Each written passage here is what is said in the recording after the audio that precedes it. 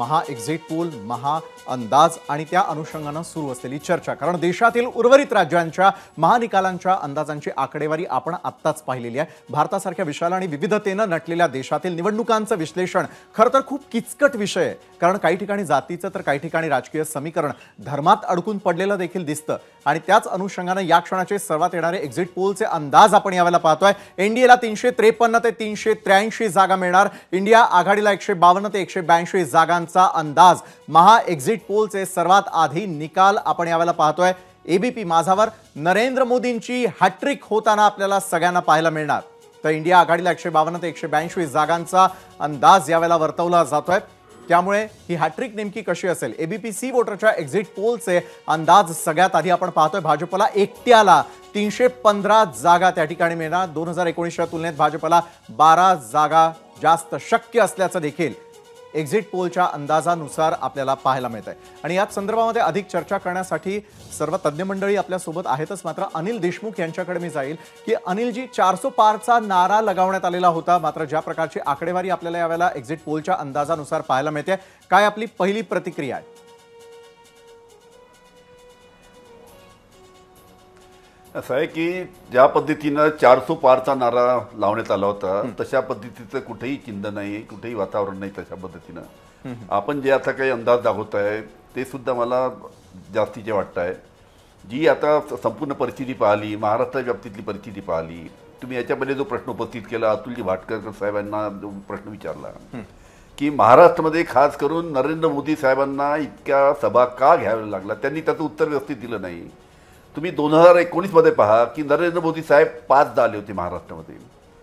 या आता 2024च्या निवडणुकीमध्ये नरेंद्र मोदी साहेबांच्या आणि अमित शहा साहेबांच्या लक्षात आलं की इथले भारतीय जनता पार्टीच्या नेत्यांवर विश्वास ठेवून चालणार नाही, इथल्या एकनाथ शिंदेवर विश्वास ठेवून चालणार नाही, इथे अजित पवारांवर विश्वास ठेवून चालणार नाही।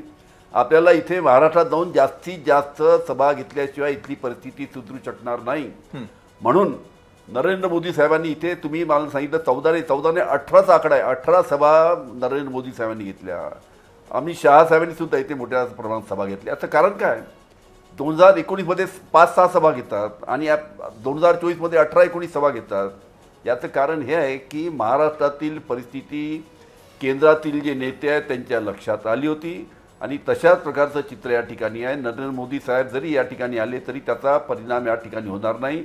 महाविकास आघाडीच्या या संपूर्ण निवडणुकीमध्ये 35च्या वरती जागा निवडून येणार। दुसरा एक महत्त्वाचा प्रश्न इथे उपस्थित जो झाला त्यामध्ये आपण पाहिलं की एकदा यामध्ये आपण जर पाहिलं तर उद्धवजी ठाकरे यांचा पक्ष घेतला, चिन्ह घेतलं, त्यांना नवीन चिन्ह मिळालं। आमच्या पक्षाला सुद्धा पवार साहेबांच्या राष्ट्रवादी काँग्रेस पक्षाला चिन्ह गेलं, पक्ष गेला, नवीन चिन्ह आम्हाला मिळालं। नवीन चिन्ह उद्धवजी ठाकरे यांना मिळून सुद्धा, नवीन चिन्ह आदरणीय शरद पवार साहेबांना मिळून सुद्धा हे चिन्ह पोचवण्यासाठी ज्या पद्धतीनं परिश्रम शिवसेनेच्या आणि राष्ट्रवादी काँग्रेसच्या कार्यकर्त्यांनी केले आणि नवीन चिन्ह असताना सुद्धा या पद्धतीचं यश महाराष्ट्राच्या निवडणुकीत आम्हाला मिळते आहे, ही याच्या मागची वस्तुस्थिती आपण समजून घेतली पाहिजे। अनिलजी, आपण नक्कीच आपल्याला महाराष्ट्रात यश मिळतं आहे आणि बरीच अडचण झाल्यानंतर हे यश आपल्याला मिळतं आहे। मात्र आपण इंडिया आघाडीचे सुद्धा घटक आहात आणि राष्ट्रीय स्तरावर जर बघितलं तर मोदी हॅट्रिक करणार असं एक्झिट पोल सांगतोय।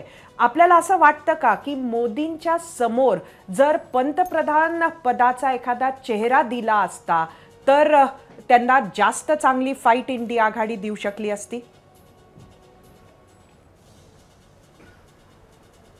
असं आहे की इंडिया आघाडीने पहिले ठरवलं होतं की इंडिया आघाडीचे जेवढे घटक आहेत याच्या पहिले सुद्धा जेव्हा निवडणुकी झाल्या तेव्हा सुद्धा आपण पाहिलंय मनमोहन सिंगजी जेव्हा पंतप्रधान झाले त्यावेळेस कोणता चेहरा दिला नव्हता काँग्रेसनी। कसं आहे की इंडिया आघाडीच्या निवडणुकीनंतर ठरलं होतं की इंडिया आघाडीचे नेते सर्व एकत्र येतील, एकत्र आल्यानंतर ते निर्णय घेतील की आपल्या एवढ्या जागा इथे आलेल्या आहेत, आपल्या पंतप्रधानाचा चेहरा कोण, आणि त्याच्यानंतर तो निर्णय झाला असता।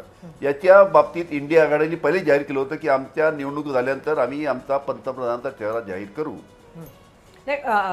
अतुल भाटकळकर, मी आपल्याकडे येते। खरं तर आपली प्रतिक्रिया घेतली पाहिजे। परत हॅट्रिक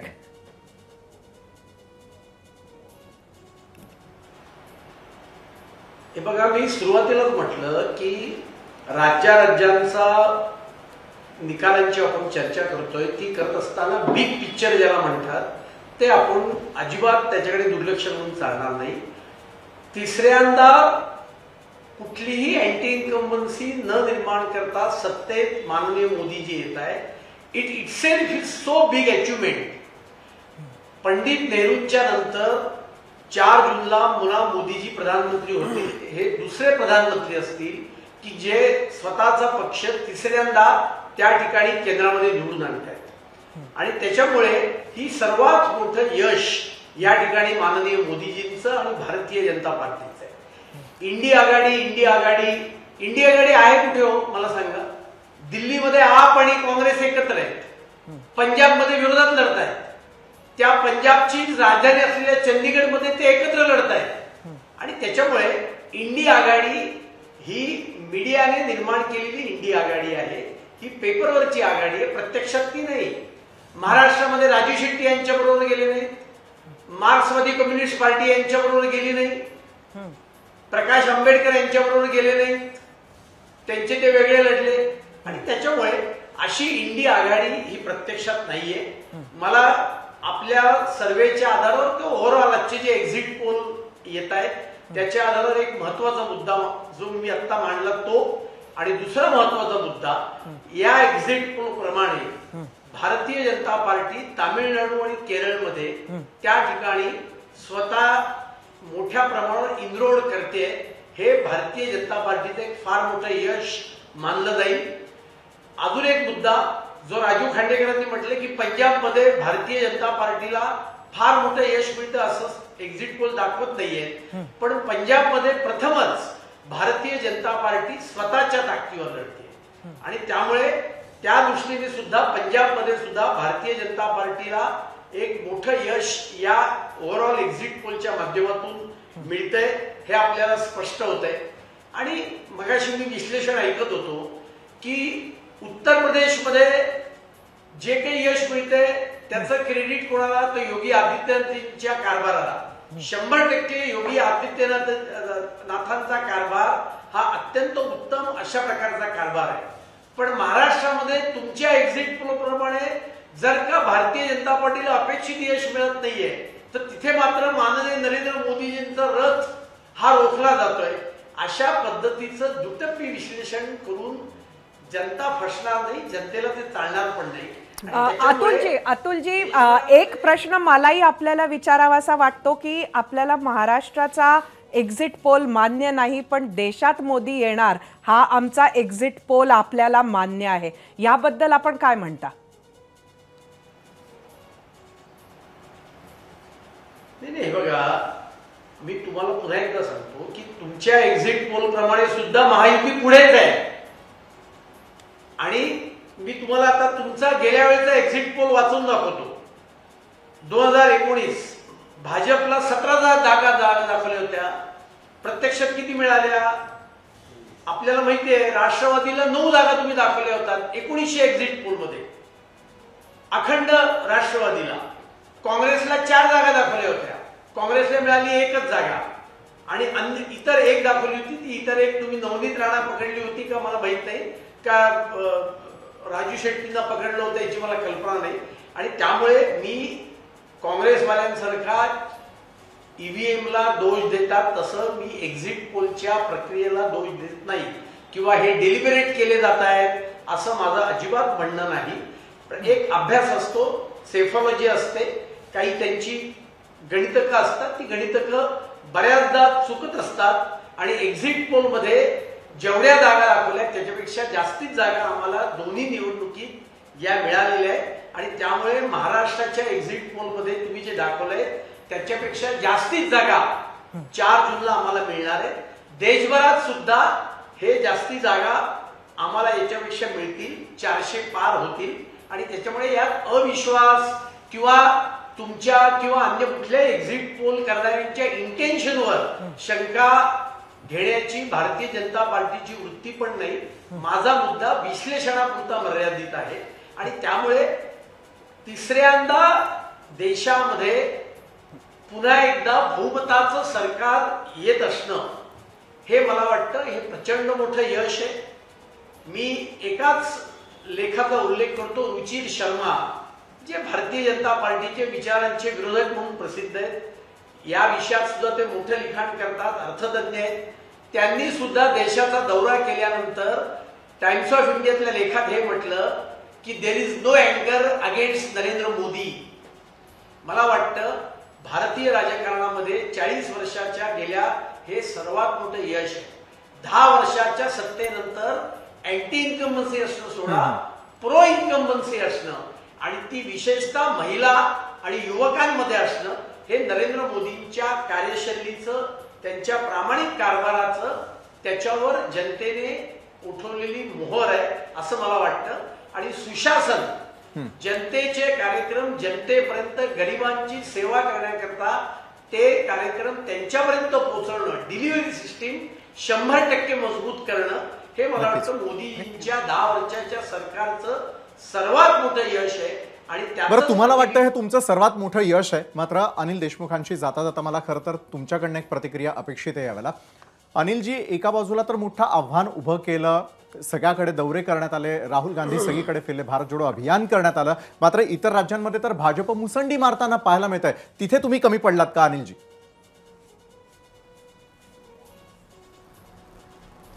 असं आहे, तुम्ही जो आता अंदाज दाखवताय त्यानुसार तो दिसतंय, पण वस्तुस्थिती तशी नाही. जे बाहेरच्या राज्यातलं जे सुद्धा चित्र आहे ते सुद्धा वेगळं आहे, अशा पद्धतीची आमची माहिती आहे. त्याच्यामुळे तुम्ही ज्या पद्धतीनं उत्तर प्रदेशात दाखवलं की तिथे मागच्या वेळेस भारतीय जनता पार्टीला 62 तोच फिगर ठेवण्यात येईल, राहील तिथे. पण उत्तर प्रदेशमध्ये ज्या ज्या राज्यामध्ये मागच्या वेळेस भारतीय जनता पार्टीला जास्ती जागा मिळाल्या त्या राज्यामध्ये सुद्धा भारतीय जनता पार्टीच्या जागा मोठ्या प्रमाणात कमी होत आहे, अशा प्रकारचं चित्र आहे. त्यातला महाराष्ट्र एक सर्वात मोठा महाराष्ट्र एक आहे. त्याच्यानंतर महाराष्ट्रानंतर उत्तर प्रदेश आहे, बिहार आहे, असे अनेक राज्य आहे की जिथे मागच्या वेळेस भारतीय जनता पार्टीला अतिशय चांगला जागा मिळाल्या, पण यावेळेस त्या राज्यामध्ये भारतीय जनता पार्टीच्या जागा कमी होत आहेत. त्याच्यामुळे तुम्ही अंदाज जो दाखवताय की या ठिकाणी की नरेंद्र मोदी साहेब 100% 300 पार करणार अशा पद्धतीत तुम्ही दाखवताय, तशा प्रकारची माहिती, तशा प्रकारचं चित्र हे बाकी राज्यामध्ये सुद्धा नाही, अशा पद्धतीचं चित्र दिसतंय. खरं तर कुठलाच राजकीय पक्ष किंवा नेता हा एक्झिट पोलनं खुश नसतो, हे आपण सातत्यानं बघत आलेलो आहोत. आणि एक्झिट पोल्स हे अनेक वेळेला अगदी योग्य निघाल्यानंतर मात्र ते मान्य करतात, हे सुद्धा आपण बघितलंय. अभय, मी आपल्याकडे येते. ही जी राष्ट्रीय आकडे आपण बघितले आहेत त्याचा येणाऱ्या काळात महाराष्ट्रावर काय परिणाम होईल? कारण 4 महिन्यांवर विधानसभेची निवडणूक आहे आणि आता ही जी डबल इंजिनची सरकार आहे आणि जे काही महाराष्ट्रातले आकडे आहेत, काय फरक होईल महाराष्ट्राच्या राजकारणात? एक निश्चित आहे की महाराष्ट्रातली राजकीय स्थिती आता 2019 सारखी नाही आहे. 2019च्या लोकसभेचे निकाल लागल्यानंतर जी मोठ्या प्रमाणात आपण पळापळ बघितली होती आणि मेगा भरती वगैरे सारखे शब्द आपण त्यावेळेस ऐकले होते, पण आता वाटतं की मधल्या 2 वर्षाच्या काळात जे काय इकडे तिकडे व्हायचंय ते झालेलं आहे. त्याच्यामुळे राजकीय परिस्थितीमध्ये फार फरक पडणार नाही. दुसरं असं आहे की ज्याचा उल्लेख मगाशी पण झाला की मोदींसाठी मत, त्याच्यामुळे स्थानिक मुद्द्यांवर कदाचित लोकांनी ते बाजूला ठेवले असतीलही तरी ते मुद्दे विधानसभेत पुन्हा उपस्थित होणार नाहीत असं नाही.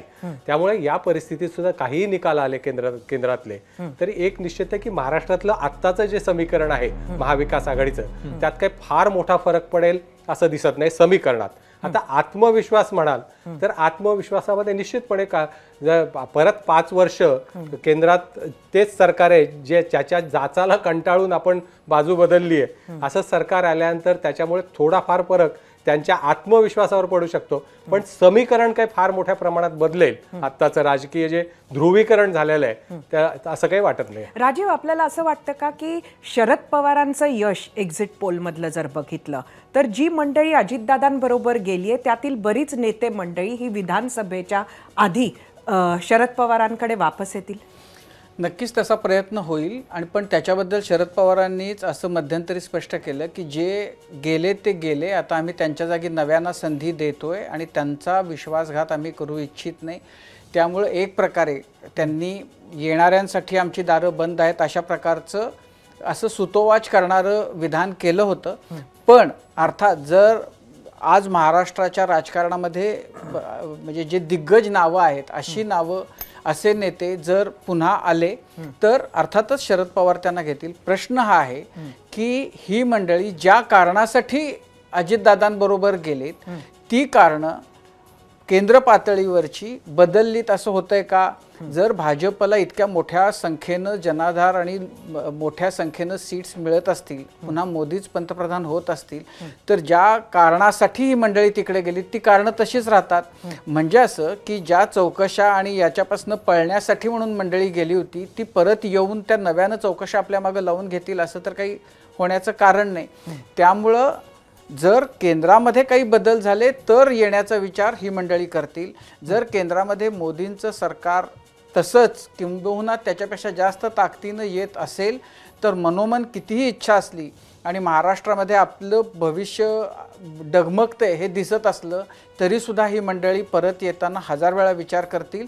मग ते म्हणजे राजकीय स्वतःचा हित बघण्यापेक्षा नंतर जे भोगायला लागेल त्याचा विचार करून ते जिथं आहेत तिथंच सुखानं नांदतील असं आत्ता तरी मला वाटतं. बरोबर आहे. म्हणजे घर वापसीचे दरवाजे जे आहेत ते बंद होताना दिसत आहेत का? राजकीय समीकरण महाराष्ट्रातलं काय असेल? कारण देश पातळीवरच्या राजकारणाबद्दल आपण चर्चा करतो आहोतच, मात्र महाराष्ट्रामध्ये सत्ता समीकरण पुन्हा एकदा बदलण्याची शक्यता आहे का याचे अंदाजही यापूर्वी वर्तवण्यात आलेले होते. या संदर्भातली मान्यवरांबरोबरची चर्चा सुरू राहील आणखी एका छोट्याशा ब्रेक नंतर, कारण केवळ हा ब्रेक आहे 20 सेकंदांचा.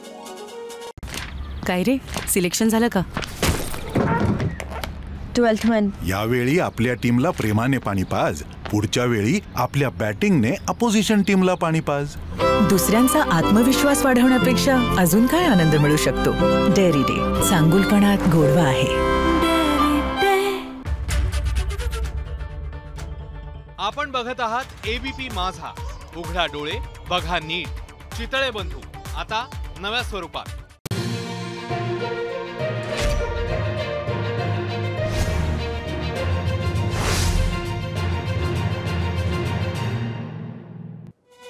ब्रेक नंतर आपल्या सगळ्यांचं पुन्हा एकदा स्वागत. आणि महा एक्झिट पोलचे अंदाज आपण यावेळेला पाहतोय. देश पातळीवरची आणि राज्य पातळीवरच्या राजकीय समीकरणांची चर्चा आपण पुढच्या सत्रातही सर्व मान्यवरांबरोबर करणार आहोत. कुलकर्णी सरांना मला खरं तर प्रश्न विचारायचा आहे की ज्या प्रकारच्या तडजोडी आत्तापर्यंत घडल्या महाराष्ट्रामध्ये, ज्याला 50-50चं आपल्याला संपूर्णपणे चित्र या ठिकाणी पाहायला मिळतं, त्यावेळेला एक प्रश्न पडतो की कशा प्रकारच्या तडजोडी येत्या काळामध्ये होण्याची शक्यता. घर वापसीचे तर दरवाजे बंद झालेले असतील जसं राजीव सरांनी आता मगाशी या संदर्भातलं विश्लेषण केलं. सर, रवी किरण सर. नाही, मला मुद्दा कळला नाही, जरा परत एकदा सांगा. महत्वाचा मुद्दा हाच आहे की घर वापसीचे जरी दरवाजे बंद होताना दिसत असले तरी देखील आत्ता जे अंदाज आपल्याला पाहायला मिळतात येत्या काळातली समीकरणं आणखी बदलताना दिसतील का? विधानसभा निवडणुका देखील येतात त्या पार्श्वभूमीवर आणि सत्ताकरण होताना देखील त्या पार्श्वभूमीवर. नाही, साधारणपणे असं ऐकण्यात आलेलं आहे की महाराष्ट्रातली सध्याची जी राजकीय रचना आहे ती लोकसभेपर्यंत तरी कायम आहे. बरं, लोकसभेच्या निवडणुकीनंतर काय होईल याचा आम्हाला कल्पना नाही असं बरेच लोक खासगीत बोलताना मी ऐकलेलं आहे.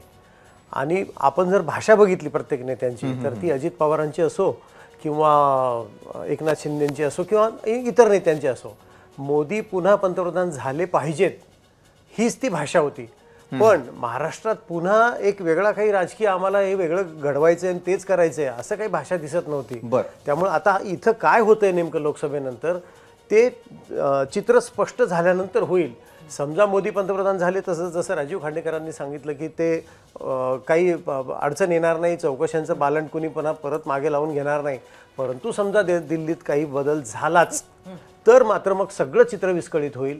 आणि असं आहे की आम्ही मोदींना पंतप्रधान करण्यासाठी गेलो होतो पण ते काही जमलं नाही, त्यामुळे आम्ही तेवढाच उद्देश घेऊन गेलो होतो, आम्हाला परत यायला काय आता अडथळा आहे असंही म्हणण्याचं हे काय. कारण राजकारण इतकं लवचिक आहे, रबर सुद्धा लाजेल इतकं लवचिक असतं राजकारण. आज कोण काय बोलेल, उद्या काय बोलेल याचा काही अंदाज नसतो. नाही, एक ना याच्यामध्ये अकॅडमिक इंटरेस्टसाठी म्हणून म्हणजे ज्यांना त्याच्यात रस आहे अशांसाठी म्हणून, खास करून भातखळकरांसाठी, जर आपण या पोलमध्ये जे मतांची टक्केवारी दिसली आहे तर 19च्या निवडणुकीमध्ये काँग्रेसला 19.5% मतं होती, ती आता या निवडणुकीमध्ये काँग्रेसला 21.4% मतं पडताना दिसत आहेत. UPAचे म्हणजे काँग्रेसचे जे आघाडीतले पक्ष आहेत त्यांना 19 मध्ये 7.2% मतं मिळाली होती, ती आता 12.9% होताना दिसत आहेत. भाजपच्या बाबतीमध्ये गेल्या निवडणुकीमध्ये 37.4% मतं भाजपला होती, या खेपेला ती 38.9%. म्हणजे जवळपास 39% मतं भाजपला मिळत आहेत. जे NDA मधले जे घटक आहेत त्यांना गेल्या खेपेला 7.8% मतं होती, ती मात्र कमी होत आहेत, ती 6.4 होत आहेत. एकंदरीत NDAची एकूण टक्केवारी जी आहे ती गेल्या निवडणुकीमध्ये 45.1% होती, ती आता 45.3% होत आहेत. आणि इंडिया आघाडीची गेल्या खेपेची जी टक्केवारी होती ती 36.6 होती, ती 39.9%, म्हणजे जवळपास 40%. तर फरक जो आहे तो 40% आणि 45% याच्यातला, म्हणजे जवळपास 5% मतं NDAला जास्त मिळतात आणि त्याच्या जोरावर सीटांमध्ये त्याचं कन्व्हर्जन जे आहे ते इतक्या मोठ्या प्रमाणात होताना दिसत आहेत. महाराष्ट्रात नाही, हे एकूण देश पातळीवरचं. पण यातला सगळ्यात महत्त्वाचा भाग असा की भाजपचा एकट्याचा जो मतांचा टक्केवारी आहे ते जवळपास 39% इतकी झाली आहे. म्हणजे दर 3 माणसांपैकी एकापेक्षा जास्त माणूस हा भाजप आणि मोदींचा समर्थक आज या देशामध्ये आहे. माझ्या मते कोणत्याही राजकीय पक्षाला इतक्या मोठ्या प्रमाणामध्ये आपला वोट बेस बनवता येणं ही खूप मोठी गोष्ट आहे, जी भाजपनं या निवडणुकीमध्ये अचीव केली आहे. 2014ला 31% होता जो वोट बेस. आणि मला वाटतं हेच अमित शहा याबद्दल बोललेले सुद्धा आहेत. ह्याआधी अमित शहानं जे सांगितलं ते टार्गेटच मुळात सदस्य मोहिमेचं हेच होतं की हा बेस जो आहे तो वाढवता आला पाहिजे. भातखळकर काहीतरी भातखळकर, आपण काही म्हणत आहात?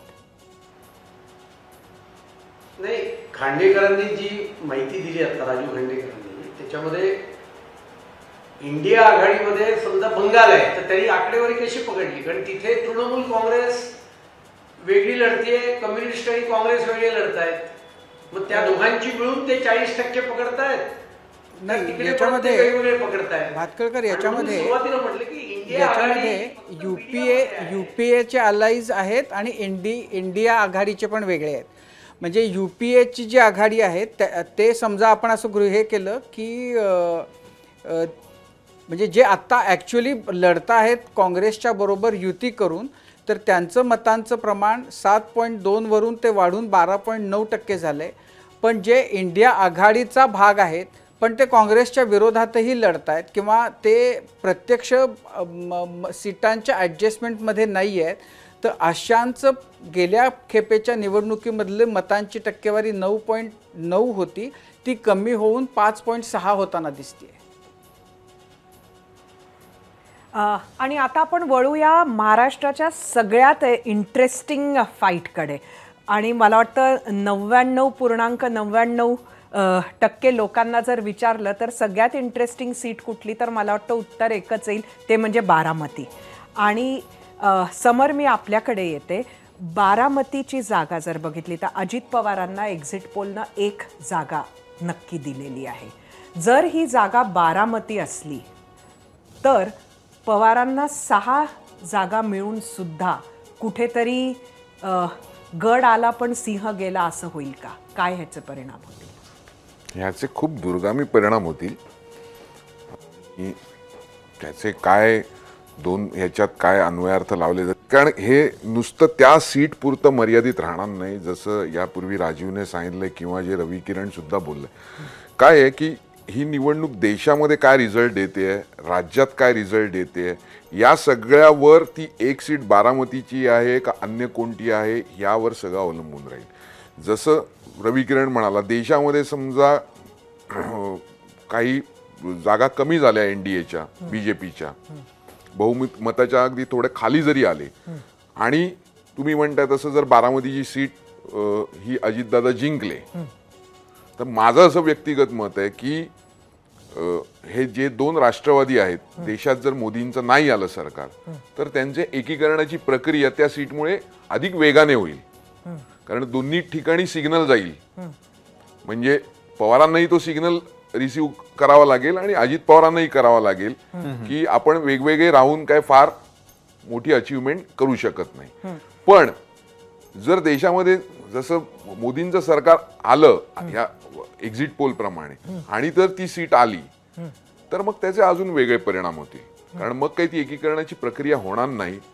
आणि पवारांची म्हणजे 1 सीट ह्यांची आली आणि 6 सीटा पवारांच्या आल्या, तर ते तुम्ही म्हणता तसं गड आला आणि बरोबर गेला आहे. असं बारामतीच्या म्हणावं. जागेसंदर्भात आपण बोललात. मात्र आणखी एक भविष्य जे आहे ते वर्तवण्यात आलेलं होतं की 2 पक्ष जे आहेत येत्या काळामध्ये त्यांचं भवितव्य नेमकं काय असेल. एबीपी माझा, उघडा डोळे बघा नीट.